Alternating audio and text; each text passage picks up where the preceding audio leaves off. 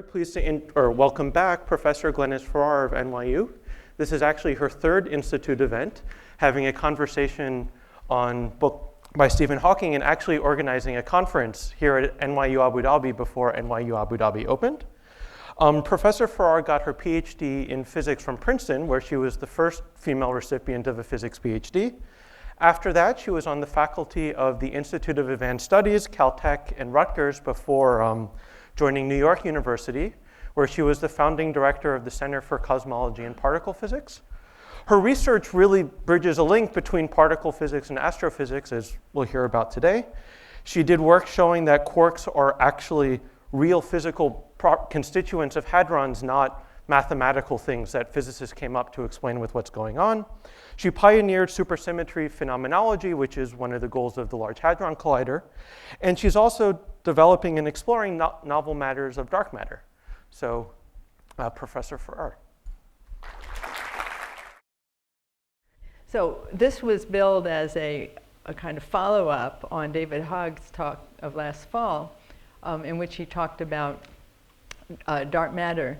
And I listened to his talk, and it was great. It gave a really wonderful broad brush picture of things.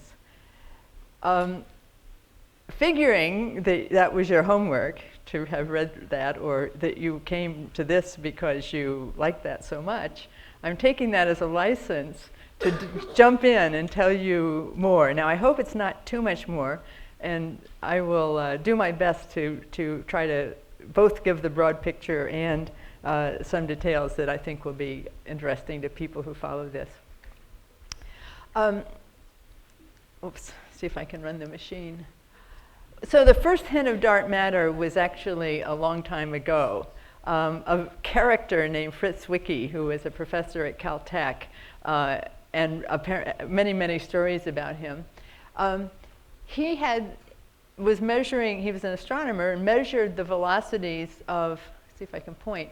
This is actually a cluster of galaxies with a whole lot of different galaxies in it.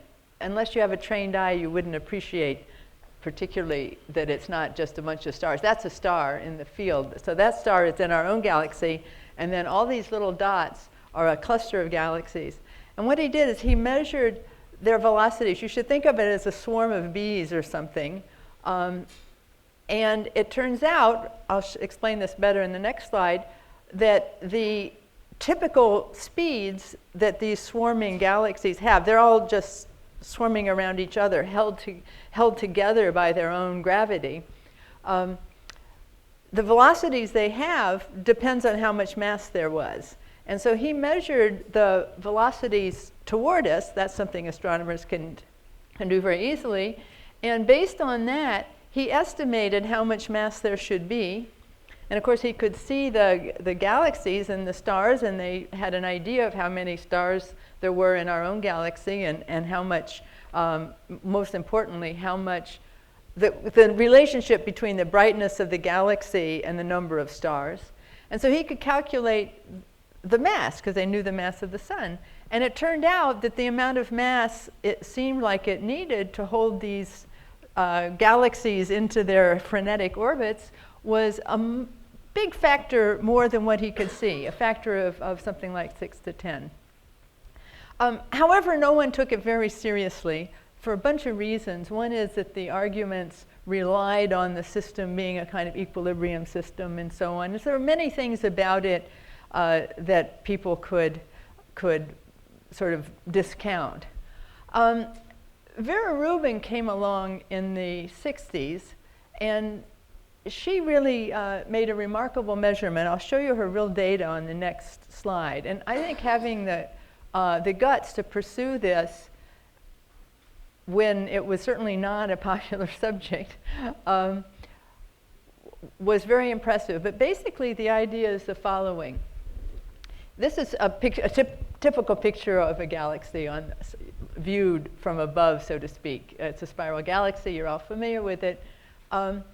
And the relationship is that if you see stars out here, and their typical orbital velocity going around is related to the amount of mass closer in than they are by this formula. You can, if you calculate or measure the orbital velocity and you know Newton's constant of gravity, you can calculate the mass inside. I have a little, see if I can run this. Look down here. This is a little picture of orbital motion, and it'll remind you that the acceleration, right, if you were swinging one of those, you know, something or other over your head, you have to, or running a merry-go-round or something, the faster it's going, the more force it takes to hold the thing in. And so that's basically the idea. If you measure the velocity, you can infer the force that's holding it in. And so she did that, and this is her data. So this is a very nearby, almost edge-on galaxy. It's also a spiral galaxy called Andromeda. It's our nearest one. It's the one that's we're going to be merging with in some 5 billion years. Anyway, and these lines show the velocities as they're rotating around. And what she did is she very, very carefully, she and her collaborator was Ford. Can't remember his first name. Anyway, Kent Ford, in fact. And they made a special kind of spectrometer that allowed to take precision measurements of the velocities of these stars. It was almost edge-on. So what they were seeing was the velocities on one side coming out and the other side going in. And this was their data, that the velocities were almost all the same on one side going in and almost all the same on the other side. Of course, they're going to be in opposite ways on the two sides. And from that, up here, they could infer as a function of the distance out. So these are kiloparsecs. A kiloparsec is just 3,000 light years. It's an astronomical unit. And so, and we're located in our own galaxy, we would be located around about here. Our own galaxy is around 10,000, well, I have to talk in kiloparsec. We're about 8.5 kiloparsecs, or 25,000 light years from the center of our galaxy. So basically, we're fairly close to the edge of the stars. You can see the stars and there's some dust. But what's extremely interesting, as you go out in radius, and they went very far out, way beyond the stars, what they found was that the amount of mass inside kept growing and growing. And it shouldn't have, because there were no more stars. There was nothing you could see. But they could just measure this and see that there was definitely mass outside. And now, after that, so this is another example showing the stars in another nearby galaxy as a function of radius. And this is what was observed, and that's what you would have expected from the stars you could see. There are many, many, many examples. Anyway, the upshot of it is this is a really almost universal thing. And I remember vividly when this was discovered, because this was in their paper came out in 1970, and that was just when I was in graduate school, and nobody knew what to think. I mean, there was a certain amount of grousing that how could it be true, and that they must have made a mistake and things like that, but it was so well done, and then other people replicated it. So there's no doubt about it now. So dynamical motions in the one case of the cluster of galaxies, and then in individual galaxies, the stars in galaxies, they say something or other is missing in the force law. But what is it? So there's basically two options that are seriously considered. One is there's some other stuff, which is called dark matter. I would say that's the conventional view. Or another possibility that I will argue as we go along, has to start being taken very, very seriously, is that there's something modifying Newton's laws and general relativity of gravity. Well, either one is extremely exciting. I don't care very much which it is. I just am eager to know. The next thing, so I'll take you through the story and then explain why I think it's become such a puzzling juncture. One of the things that argues that it's just its mass is, and not some modification of gravity, is a phenomenon called gravitational lensing. So according to Einstein's theory of relativity and gravity, when there's a big concentration of matter, it actually distorts space-time so that light, or anything else, but light in particular, which always follows what are called geodesics, so it follows, in effect, the straightest line it can't go straight because the space-time itself has gotten distorted by the mass. That's how Einstein first showed it, or observers showed it by light going by the sun in a solar eclipse. Anyhow, the same thing happens on a much larger scale, and this is and is now a very powerful tool. So this shows a cluster of galaxies, some very massive cluster of galaxies. Maybe it has 10 to the 13th, well, let me make it an easier number, a trillion, the mass of a trillion suns, let's say. Imagine that we're viewing this whole picture from here, and this real picture is incredibly much longer that way. And there's some very bright thing behind. Doesn't matter how far behind it is really, but it turns out that bright things that you can really see tend to be far away. So all this is doing is a point source of light. And as the light leaves there, of course it goes out in every direction, but the light that comes straight to us just comes straight to us. But just like a regular lens that bends the light, this gravity attracts it and bends the light too. And so the light, instead of just going off in this direction like it would have, instead gets turned back around. Anyway, look at this picture, and what you'll be struck by is there are all these arcs. So this is actually a picture of, so you see foreground, you see the galaxies in the lens. Those are the just sort of roundish, typical galaxies. But then you see all these arcs. And basically those are actually called Einstein rings. Those are arcs of the light that was coming from this distant object that got spread out. And what's really remarkable is there are several different colors, and those correspond to different distant objects, some of which were more orange colored and another which was more blue. And by measuring the spectra of these, you can actually be sure they're exactly the same object. And so this method allows you to reconstruct the amount of mass inside, or get a handle on it. There's a couple of different techniques that I won't go into. So this is an extremely famous system, which I'm telling you about for two reasons. One is that it's very apt, and also I've worked on it with a graduate student and very proud of what we've accomplished. So this is a combination of multiple different pictures. It's called the bullet cluster merger. And what's going on is the following. I can just advance it. The blue stuff is a NASA rendering of astronomical data. What this is where the mass is as inferred from the lensing. So if you were to look really closely in here, I unfortunately can't see it, you would see these arcs. And anyway, this blue is where the lensing is occurring, and you also actually see the galaxies sort of there. And now this is the mass that used to be attached to the main cluster. So picture this. There was a big cluster. Turns out its mass was about 10 to the 15th solar masses, really a big cluster of galaxies. And then another one came through like this.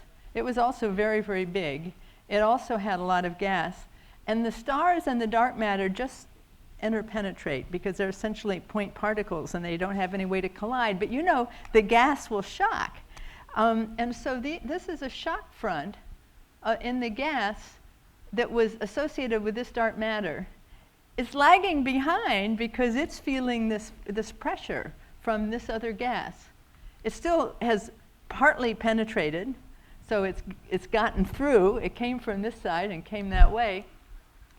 And you see this shock front. So that makes it extremely powerful for testing our understanding of dark matter and other things.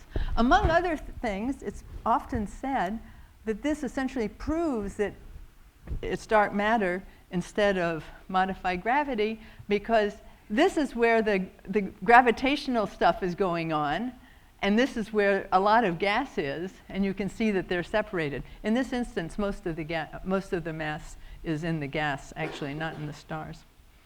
So with a student of mine, Craig Lage, we undertook, he's the one that's doing the hard programming work, we undertook to see if we could simulate this phenomenon. There have been a number of efforts in the past, and one of the reasons we wanted to do it is the previous work had hinted that in fact the infall velocity that was required to explain it was very much more than you could expect to find naturally, to the point where the chance was only 1 in a trillion it could actually happen according to some calculations. So we wanted to see if we could do that. And so the name of the game was, this is the observed, it's called the mass lensing. It's basically a projection of the mass. In the mass lensing technique, you can't tell how elongated it is, but you can get the total mass in any given direction, and that's what this picture is. Basically what we did is we imagined all sorts of different initial conditions, configurations of the original galaxies before they fell together, and use thousands of runs and lots of NASA supercomputing power. That's the X-ray emission from the gas. And these pictures down here, this is our simulation, and the pictures show that we really get an excellent description. And the upshot of all of this was two things. One is there was nothing bizarre about the initial conditions that were required, and secondly, that we were able to describe it very well, and the amount of dark matter that we needed was consistent with what people had inferred otherwise. Now that was the one reason I wanted, but the other reason is I want to show you the movie. I think the movie is wonderful. So this is at time t equals 0 when they were just starting to collide. This is the smaller cluster whose mass is 8 × 10⁻⁴ solar masses. And this is the big cluster, and the white, the red, the color is the gas density, the matter density, and the white lines are the contours of the dark matter density according to our calculation. And then down here it's showing the gas temperature. It's a log plot if you're interested in details, and this is showing the magnetic field. So this is going to go by. I can't slow it down very well, but now, so to speak, the moment we saw it is at 0.85 gigayears. That is to say, since the beginning of the film, it was almost a billion years till the point we see it. The movie goes on further, but you'll have to just, anyway, I love to watch it. And what's fun is to watch the dark matter get detached from the gas. So at the beginning, it's sort of taking a little while to accelerate, but then, as always, things accelerate when they get close. You see the gas and the dark matter, well, now this is where the dark matter just goes out all by itself. Its gas got stripped behind. You can see that it leaves a big commotion behind in the temperature and so on. But there's this little isolated thing of dark matter. It would be wonderful to try to figure out, could we ever detect those things somehow, like orphan dark matter clumps? There's a second film. This is a faster one. The reason I like to show this one is that it goes about as much longer into the future as the universe is old now. Now we get to see the dark matter oscillate back and forth until eventually it'll equilibrate, but it takes quite a lot of time. So in this simulation, we don't prove that the dark matter is there, but we do prove that it gives an essentially perfect description of it. So the next thing we want to do is try to see if we can also simulate it with using using one of these modified gravity models. So now I'm going to shift gears and talk about what cosmology tells us. I just finished telling you what sort of observing the dynamics of stars and galaxies tells us. And cosmology, it turns out, has very complementary information, and it's often not, maybe not fully appreciated. So this is a summary of the temperature of the universe is a function of its age, going from 1 second to, well, the age is 13.8 gigayears right now. So to today, the temperature today, I hope you know, is 2.73, I don't remember the next several decibels, but they're known, degrees Kelvin, just a little bit above absolute zero. And the way this history is known is it's basically the heat of the Big Bang as the universe expands and it cools. And so this tells you that the temperature was about 10 to the 10th Kelvin when the universe was 1 second old. And the thing I'm going to focus on, there's two things I really want to communicate, because I think this is often not explained in the story of dark matter. One is how the first nuclei formed, and they formed in a brief period when the universe was around 100 seconds old. And what we can observe from the different abundances of the different nuclei tells us a huge amount of the universe at that moment. It's mind-boggling that we can know something about the universe when it was a few minutes old. The next really key moment is what's called, here it's called electromagnetic decoupling. What that really just means is finally the universe cooled enough that atoms could form. At earlier times when it was hotter, the protons and the electrons were just zooming around and they just had too much energy to bind up and make atoms. And before this, the universe was essentially opaque because light couldn't propagate in that highly charged medium. But once the atoms formed, they were electrically neutral and light could get through.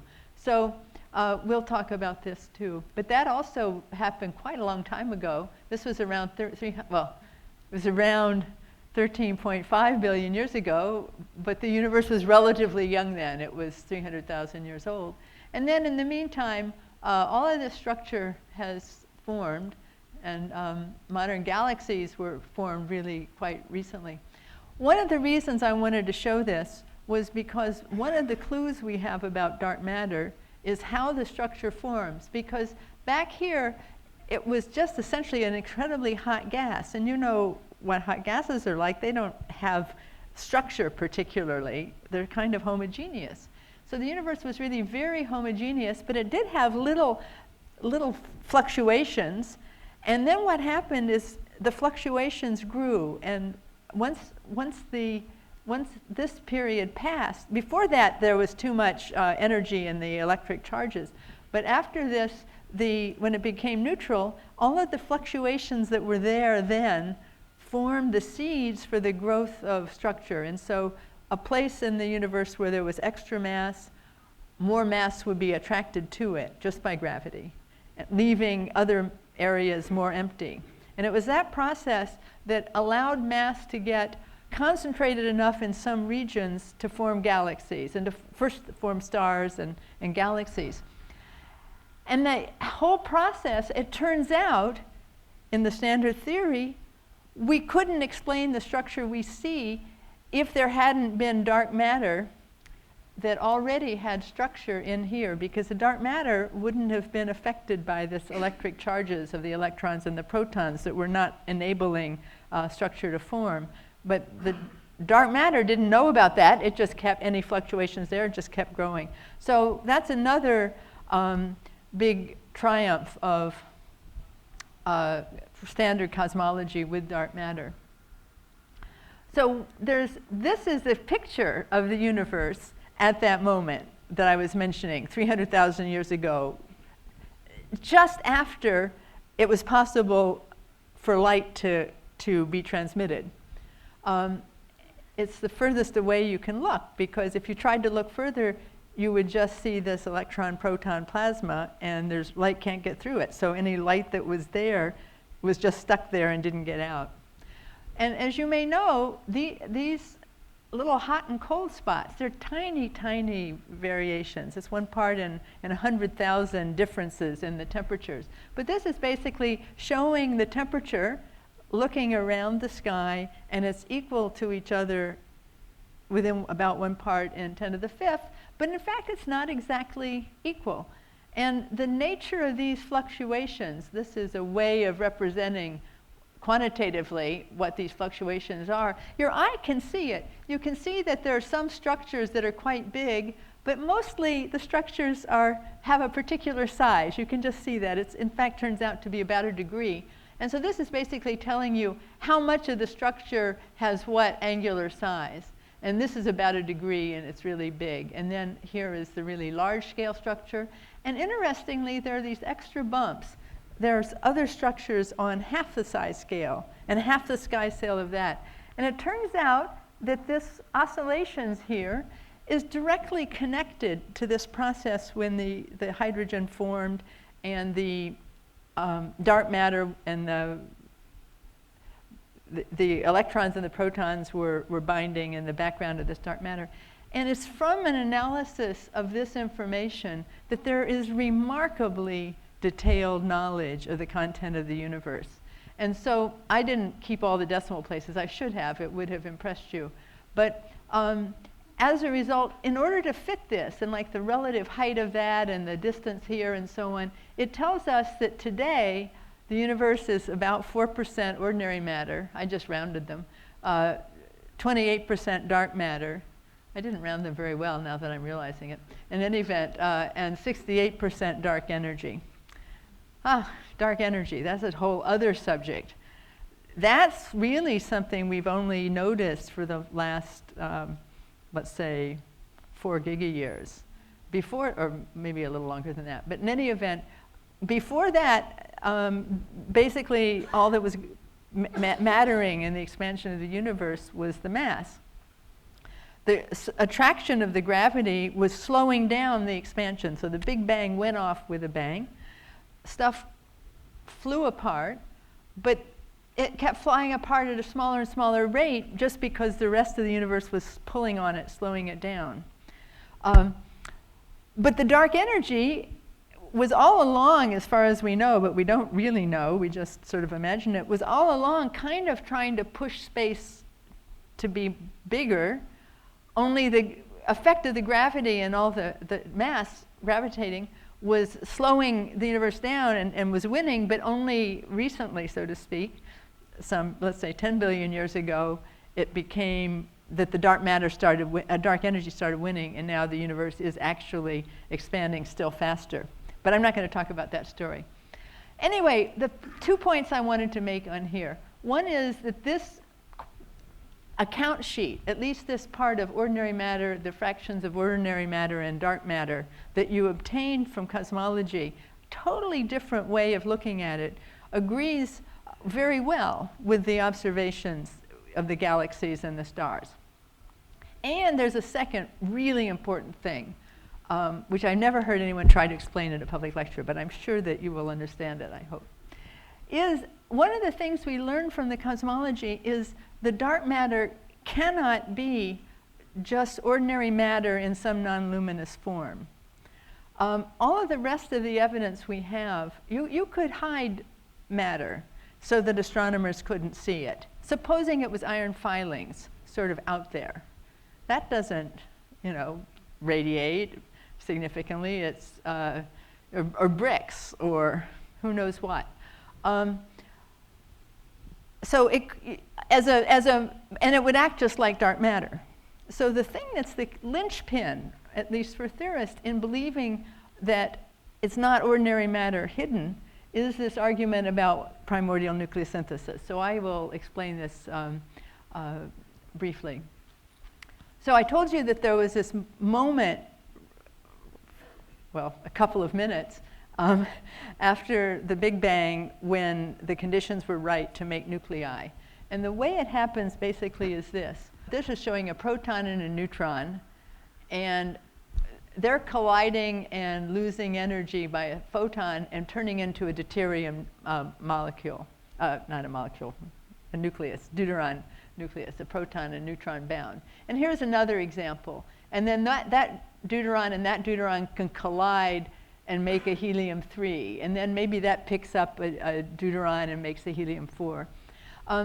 In this process, it was possible, there was a short time period when there was a trade-off. If the universe were too dilute, the protons and neutrons wouldn't be close enough to each other to turn into nuclei.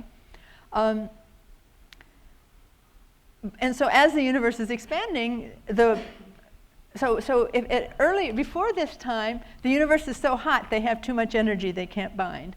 And after this time, this is the time. This is 10 to the 2 seconds after the Big Bang. This is 100 seconds after the Big Bang, 1,000 seconds after the Big Bang. So, and this is the amount of proton is 100%. Oh, sorry, that's 100, everything adding up to 1. So basically, protons are counting as 1. And then the neutrons decay. The helium-4 gets made. This is a deuteron. This is helium-3. So what's happening is all of these other nuclei don't exist until at this period, a whole bunch of stuff gets made. And then it's got these ratios. There's still not very much of these more exotic elements, but there's enough that they can be measured. Of course, some of them get made in stars, so people have to do very careful experiments to look where they're made. To look and make sure they're looking at the primordial stuff, the stuff that was made in the Big Bang. But you can see what happens. At first it's too hot, but then there's this period between about 100 and 1,000 seconds when the conditions are right. And then after that, the universe has expanded already too fast, and there's not enough density for them to find each other and bind. Anyway, if it had been 5 times more protons and neutrons at this period, it would have been much easier to make these heavy things. There would have been more stuff to make it out of. And therefore, the relative numbers of these tell us that the ratios of protons and neutrons, their absolute abundances in this epoch, relative to photons, let's say, is what it is now. And so it's not possible to say there's actually 5 times more material made out of protons and neutrons. And so in particular, you can't hide you can't solve the dark matter problem by saying, well, maybe they're just stars that are very, very dim and we don't see them. Maybe they're iron filings. Maybe they're black holes, for example. That's not a solution. Okay, so now we'll take a little momentary break. And I just want to recap what we talked about, because this is a little bit like a lesson, I hope, which I really hope you'll remember some of these points. Namely, the cosmology, there were 2 pieces of evidence that were important to us. This evidence from primordial nucleosynthesis tells us that assuming there is dark matter, it's not just a hidden form of ordinary matter. And the structure formation, which tells us there had to be more mass there than we can account for with ordinary matter, or else the structure wouldn't have been so clumped as it seems today. It would just be, we would be at a much earlier epoch in the universe. And then there was the astrophysics with the stars and galaxies and the gravitational lensing. So that leaves us with the question, what can the dark matter be? Well, if it's a particle, which is the sort of natural thing to think, it has to be stable, or at least it has to live long enough that its lifetime is longer than the age of the universe. You have to have a particle whose properties are such that it would have the right amount in the universe. It got produced by some method, or maybe more accurately to say, at really high temperatures, there was a lot of everything, and as the universe cooled, stuff went away. So for example, the Higgs particle and the anti-Higgses would have annihilated to make photons, and all sorts of heavy particles could have annihilated, and even more common lighter particles like muons and mu pluses and mu minuses would have annihilated. And so basically the picture is that there was this huge density of stuff, but as the universe, and they were constantly annihilating and creating each other, transforming back and forth, but then eventually the universe got so dilute that they couldn't find something to annihilate with, and the process stuck. And so everything, it was like, the musical chairs. The stuff that was left at that point, the universe just coasted away and it's left. And so in a theory like that, if you believe you understand it, you should be able to predict the amount of dark matter. And so that your theory has to have a reasonable That's what I mean by getting the correct abundance. Of course, your particle shouldn't be excluded by an experiment, so you wouldn't even be talking about it. You shouldn't be talking about it. And by the way, something to keep in the back of your mind is it could be that this dark matter particle doesn't interact with anything in our world except through gravity. That's a little bit sad in the sense that it would be very hard for us to understand it, but it's certainly a possibility. Now, in addition to this, what I might say is practically prosaic, you'll see it's actually not at all, possible explanation, which has been the popular one.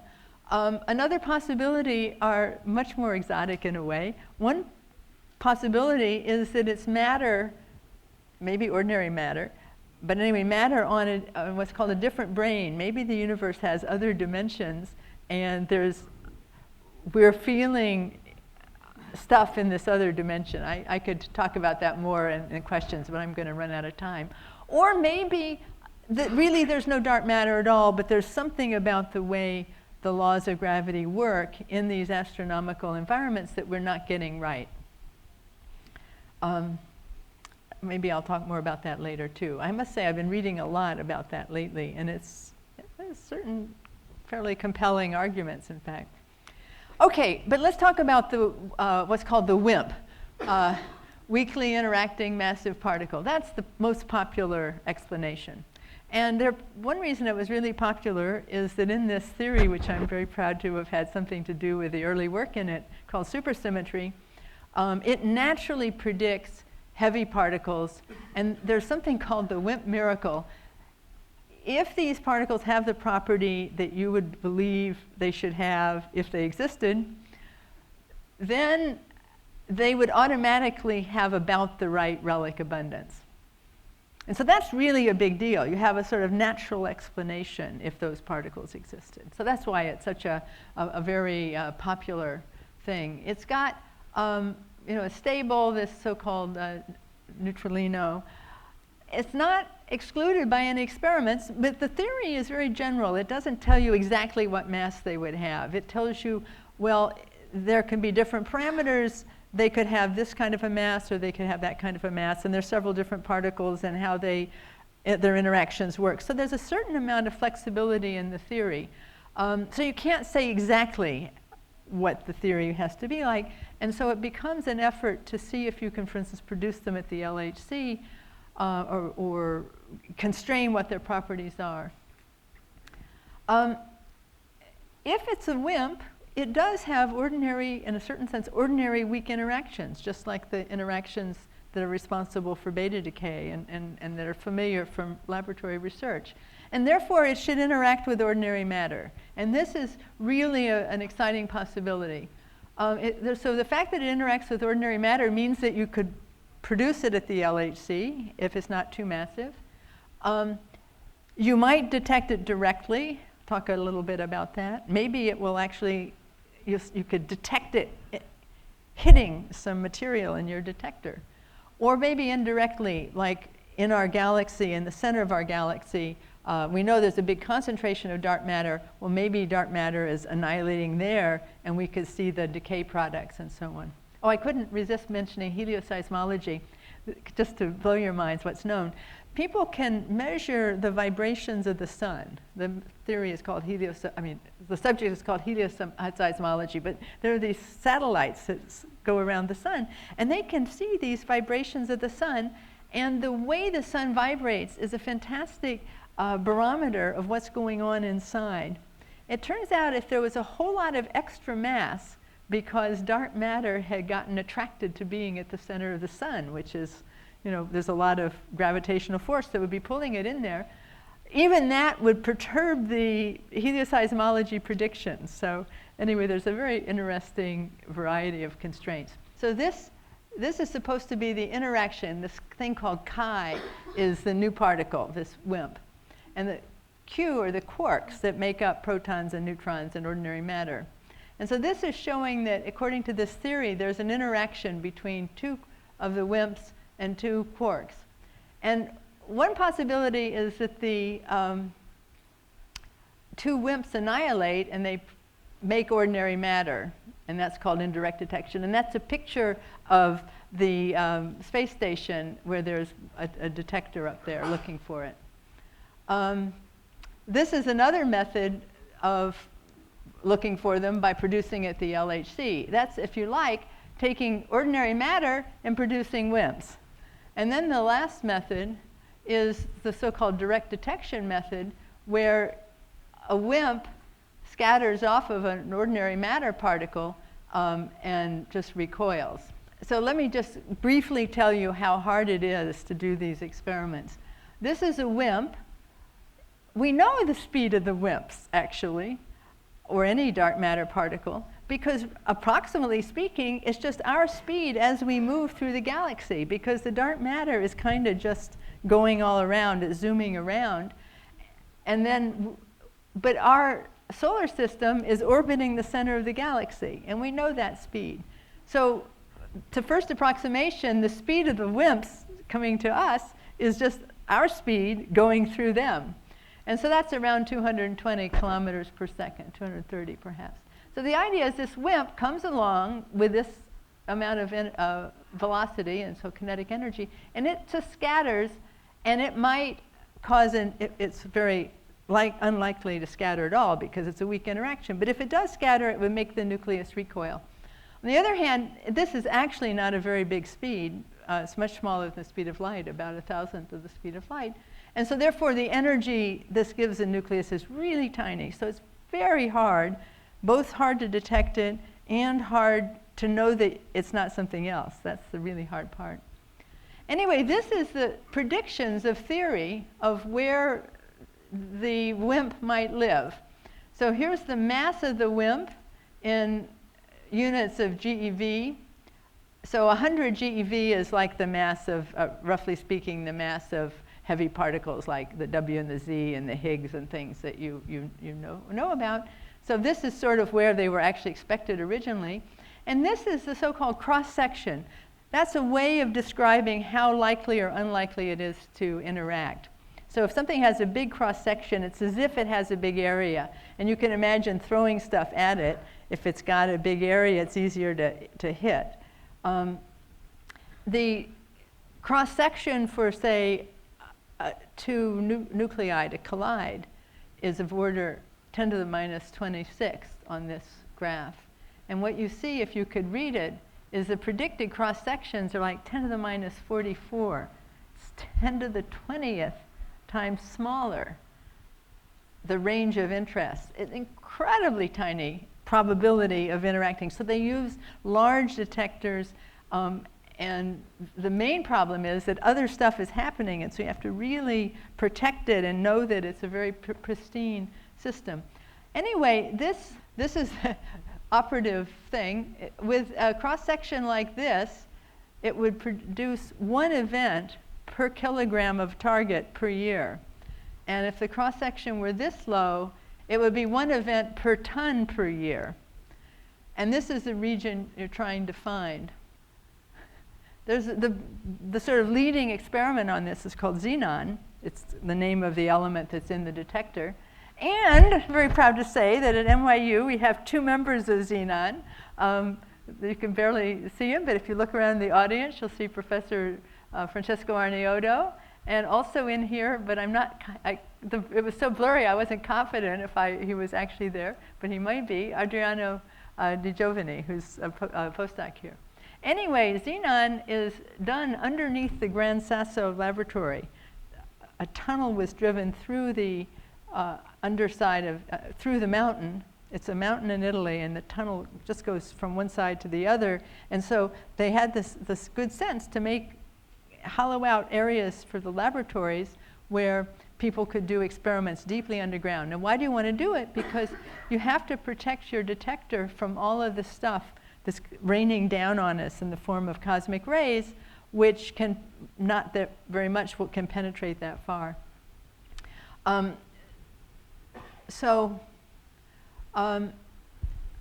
This is the present status. Here was that region that I was showing you where people want to look. And this is the exclusion limit already from Xenon. It's going to go down even further. And then they're in the process of building a 1-ton detector, which will go much, much further and be very, very stringent. Not to overwhelm you with lots of graphs and stuff, I'm going to just summarize in words where we stand. The dilemma is the following. At the moment, there's various experiments claiming that maybe they've seen something. But the different claims don't fit together into a coherent picture. And in some cases, other experiments say, well, we can exclude that. So theorists are wondering, well, maybe we just don't have the right picture. Maybe there's some new theory of how these WIMPs work that could make all of the different things consistent. But at the moment, that doesn't exist. So we simply have to have more sensitive experiments and take data longer and so on to resolve this. But meanwhile, the LHC has really, the combination of the LHC and this WIMP miracle argument, the requiring the right abundance, that turned out to actually, those two things together, almost by itself excludes WIMPs. It's very hard to have a model which, once you know they haven't been produced at the LHC, it's consistent with the right relic abundance. So anyway, now the WIMP miracle, I can't say that it's excluded, but it's really looking pretty contrived right now. So where do we go? Clearly the dark matter detection experiments, we have to become more sensitive. Theorists are definitely need to reconsider the options. Maybe there's some new particle. I actually have an idea that maybe it's actually a state of ordinary quarks, but in a very not yet detected state. Another possibility is that gravity needs to be modified, or there's these extra dimensions and stuff. And we have to do better tests of astrophysics. I'm going to try to be very quick and cover those last two things really fast, because I think I would love to leave you with this. Complementing these studies using astrophysics, there's also an effort to study gravity very, very precisely in different ways. One of the most interesting, but I'm not going to talk about it, is what's called lunar laser ranging, measuring the distance to the moon extremely precisely. Actually, William, what's the precision with which we know the distance to the moon? The distance is known at about 1 millimeter. About 1 millimeter. Can you imagine we track the distance of the moon to 1 millimeter with these techniques? So that's a really powerful test. Can you predict the orbit correctly? The other method is the other place that theorists think that there may be a problem with gravity is at very short distances, because if there really were extra dimensions, then one very nice set of theories, and also for explaining the expansion of the universe, there's a number of nice sets of theories say that gravity should start to be different than the standard picture at very small distances. Tiny distances like the size of a human hair. Can you imagine measuring the force of gravity at such tiny distances? But people that succeed, and I won't go into this technique, it's a torsion pendulum, but basically the idea is you have a very thin fiber with a pendulum on the bottom, something or other maybe makes it rotate, and you can measure with lasers the angle of rotation. And among the other mind-boggling things they do in these experiments. So the idea is that you, for example, check to see if different materials all have the same gravitational acceleration toward the sun. That was really important for Einstein's gravity. And so you can see if one pulls a little further than the other. And you can also see, does gravity obey a 1/r² law? And I can't resist mentioning this. Along the way, they have to measure the angle that the pendulum deflects, and they can measure it to 1 nanoradian, which is the size, if you held up a 1 dirham coin outside on the corniche, and well, you have to stand up high, and somebody in New York were looking at it, that angular size is 1 nanoradian. That's the size of the angular resolution that they can achieve. Doing that kind of very precise test, you can put limits on the deviations from gravity, which are presently shows that if there's any change, it has to be less at the 1% level, even at distances as small as micron. Sorry, it's 20 microns or 100 microns. Okay, that was actually a lead-in to getting a second to tell you about my presently favorite candidate, although I don't know if it's going to work. A proton is they're made of 3 quarks. You probably know that. If you don't, ask me after. The proton has 2 up quarks and 1 down quark. And the neutron has 1 up quark and 2 down quarks. And a deuteron is a proton and a neutron, but very loosely bound. It's possible, theoretically, and you can even convince yourself maybe it's probable, that if you could put together a system with 2 ups, 2 downs, and 2 stranges, all sort of nested together, that they would be in an extremely tightly bound state, such that they would actually be lighter than 2 protons. And if they were lighter than 2 protons, they would be stable. It turns out that if such a state exists, but it's very, very hard to make in the laboratory, because it's hard to get those quarks together in that compact size. So you can't make them in the laboratory. But it turns out when you do this relic abundance calculation, it comes out, you know, in the right order of magnitude. Again, we don't know the theory well enough to be sure. It's possible that these things could get produced in the early universe in that relic freeze-out process, and they're just sort of floating around. They're very neutral. They're electrically neutral, and they're otherwise very, very weakly interacting. So anyway, this is William Turano, who was visiting to talk about these torsion balance experiments. And he had an idea for how it would be possible to detect these H's if they exist. So you can do the following calculation that's really pretty straightforward. If these H's were the dark matter, they weigh almost the same as a proton. The local number density would be about 1 per cubic centimeter. That's an interesting number to know. If it's a WIMP, the number density is about a factor of 100 smaller, because the WIMPs are heavier. By the way, that's 1,000th, roughly, of the number of leftover photons from the Big Bang. So the number density of those is 400 per cubic centimeter, a number I think everyone should know. Anyhow, so the Earth is moving through this haze of dark matter, like we discussed. It actually varies a little bit. That might be a use. And so although an individual H has so little energy, it doesn't do much, it can collectively exert a very tiny pressure. And you can calculate it. The pressure is about 10 to the minus 15th of an atmosphere. And I had thought that was truly hopeless. How could that measure? But then I happened to be talking to William about it. And he said, well, maybe it's not so hopeless using one of these torsion balances. And this is basically the idea. So here's a picture looking down. And so the idea, William's idea was to make a rotating table. This is looking down. This is the 2 veins of this pendulum with their fibers. With dark matter is coming through here, but if you have rotating it a setup like this, where this shields the dark matter, you'll get a situation where when the shield is in this position, it'll get pushed that way, and then it'll continue to rotate, and then the dark matter will get through on this side and push it the other way.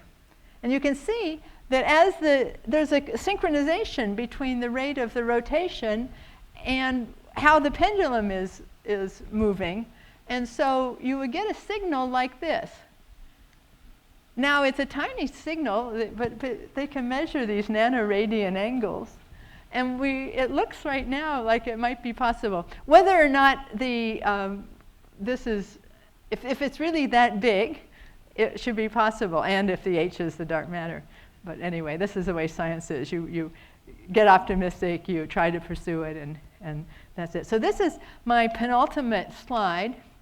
It's the ultimate slide of the talk, but I have a sort of bonus slide, if there's interest. This is what I said before, just summarizing the evidence for dark matter.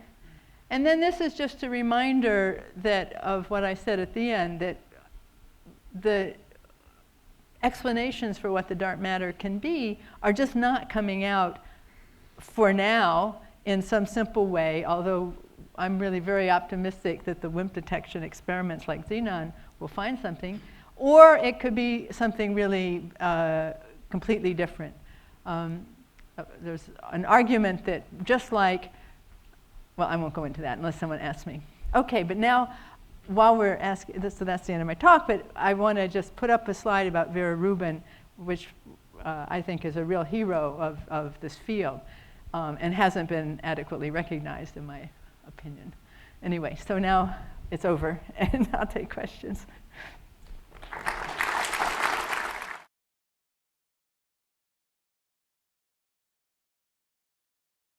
Hi. I was wondering, you said that dark matter has weak interactions with regular matter, right? How do you know that it would interact with the lead in the experiment so that the lead would absorb it? So that's an excellent question. In the standard WIMP scenario, it's a very weak interaction. In this scenario where it's this new state of 6 quarks, it's actually technically not a weak interaction. It's a much larger cross-section. Not as big as the cross-section of ordinary protons and neutrons, maybe a factor of 1,000 smaller than that. But it's expected to be in a range where one could detect it. Now, it's absolutely true that if the cross-section were too much smaller, we couldn't detect it and we couldn't shield it. And if it's too much bigger, it would have already been absorbed in the atmosphere above. So there's a sort of range, but it's the interesting range where I think we can maybe probe. I guess my ultimate question is what necessitates that the dark matter be stable? And the reason that I'm asking is because Stephen Hawking has theorized that the ultimate end of black holes is that they will dissipate through the perturbation and space-time, through creating virtual particles that some of them will stay in reality. Mm-hmm. So is it not possible that the dark matter is actually created from the mass in supermassive black holes? No, that doesn't work because you can compute the rate at which supermassive black holes radiate, and it's extraordinarily small. I mean, I would agree with you, by the way, that dark matter wouldn't have to be absolutely stable. It only has to be more stable, roughly speaking, than the age of the universe. And that's only 13 billion years. Whereas there are certain theories in which the protons should actually decay, and those predicted a lifetime of 10 to the 33 years. Now, in fact, those theories got ruled out because people were able to prove the lifetime was more than 10 to the 34, 10 to the 35 years. That's an amazing story. It's how can you prove that something has a lifetime so much longer than the age of the universe? I'll tell you that if you like. But in any event, so radiating supermassive black holes wouldn't help you. Radiating very tiny black holes would, but then the question is, what do they radiate? And in the usual picture of radiation, what comes out is basically the particles of nature, particles and antiparticles. And so unless there's some new type of particle, all you've done by that route of putting them in black holes and taking them out, you still haven't addressed the fundamental question of what are they and what's their relic abundance. You do touch on something that I didn't mention, but I think is maybe the most profound question in theoretical physics, is why are there any matter left at all, any ordinary matter left at all? Because really, in our understanding of physics, the Big Bang would have produced equal amounts of matter and antimatter. And as it was cooling down, just like I was saying, the dark matter would annihilate until finally it was stuck. Well, if there had been as much matter, antimatter as matter, it could have kept annihilating. We can calculate it. The amount of matter that would be left today would be like a billionth of what there is, or even smaller. So it's completely clear that there was an asymmetry that got produced somewhere along the line, where somehow the antimatter got taken out. And how that happens, that would be the problem I would most like to solve, to tell you the truth. But one of the possibilities that intrigues me is, could there be some way that more antimatter went into small black holes, that I can't come up with a way to, but that's, I mean, I'm very sympathetic with the general idea of using black holes in the story. How exactly does dark matter interact with antimatter? Is it the same way that it interacts with normal matter? That's a really good question. And also, sorry, I also have another question. The H dibaryon that has been hypothesized, Yep. I guess it's at the stage. Is that the only configuration that has that level of stability, or are there other candidates at that level? Thank you. Okay.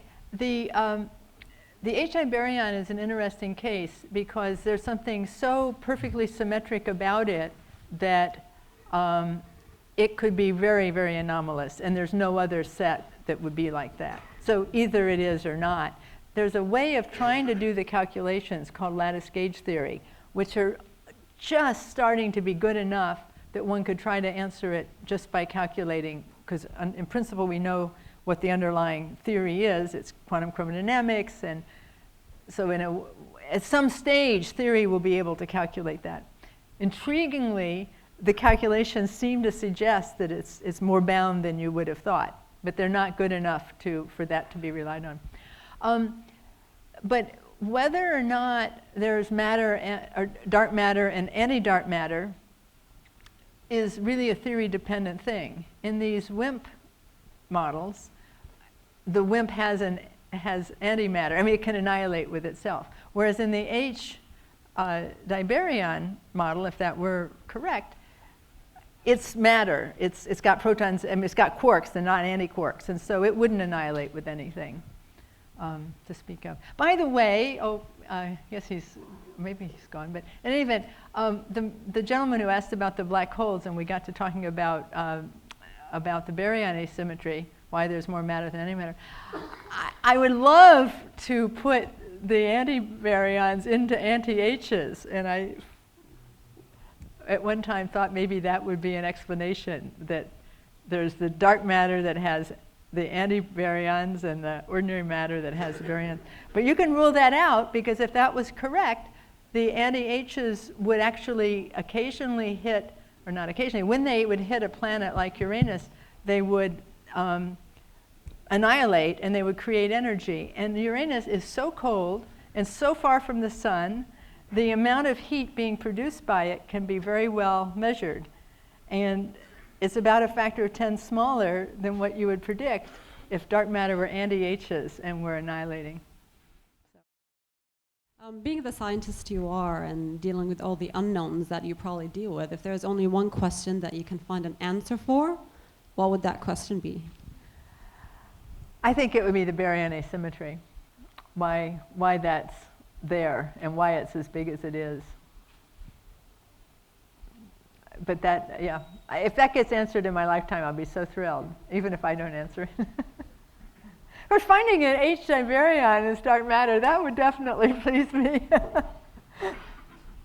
I think that one of the prime useful attributes to be at least a theoretical physicist, I suspect any kind, is optimism and resilience when your optimism was ungrounded.